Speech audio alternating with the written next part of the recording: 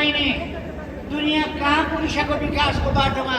हामी जहाँको त्यहीँ रहनुपर्ने, हामी भोक भोकै पर्नुपर्ने, विकासका सम्भावना सबैमा ढोका लाग्ने, विकास खाली उनीहरूको हुने, जनताको नहुने, त्यस स्थितिबाट हामीले लामो समय गुज्रिनु पर्यो। र हामीले लोकतन्त्र ल्याएपछि पनि पटक पटक हाम्रा अधिकारहरू राजशाहीले खोज्ने, फेरि देशलाई पछाडि फर्काएर अन्धकार युगतिर धकेल्ने ती कामहरू पटक पटक भए। तिनीहरूका विरुद्ध हामीले बलिदानपूर्ण सङ्घर्ष गऱ्यौँ, त्याग गऱ्यौँ।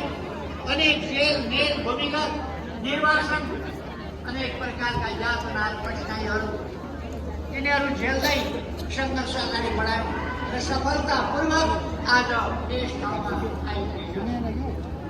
म युवा साथीहरूलाई भन्न चाहन्छु, अब तपाईँहरूले देशलाई अगाडि बढाउनु पर्नेछ।